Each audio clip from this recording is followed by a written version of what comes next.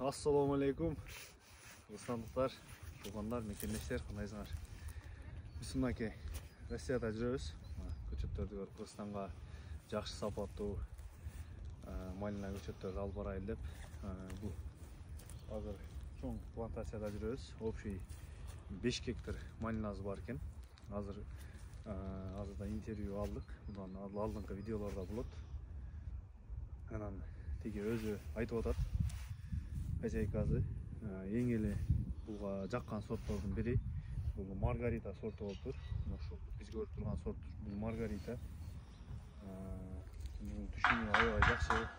Өзү айтмакчы, бул Марайлардан көрө эртерээк түшүм кирет.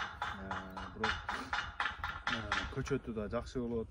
Анан жанагы бул Марайлардан көрө жанагы даамдуулук жагынан дагы даамдуу дейт.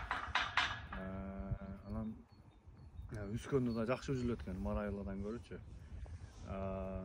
Бул эми салыштырмалуу ошо Марайланы айтып атат.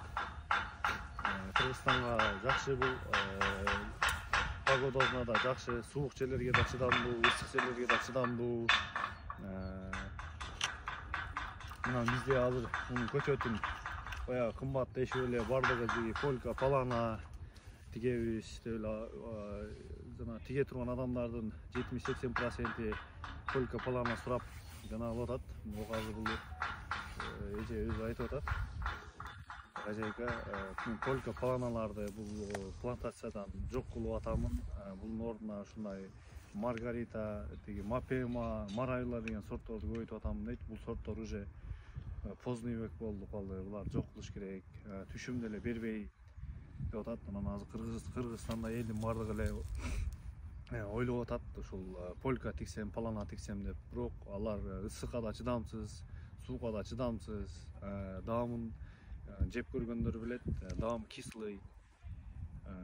Бул сорттор элитный сорттор деп айтылып, элге баягы 100 сом, 150 сом, 200 сом десе кымбат болуп атат. Бирок бул сорттор өзүнүн жанагысын актайт, акчасын актайт. Түшүмү Полька, Паланадан көрүп кыйла көп берет. Биздин ысыкты да, суукту да көтөрөт. Анан бунун эң эле жакшысы ошо транспортировка жакшы. Азыр бизде көпчүлүк негизи бүт эле түшүм экспортко чыгат да.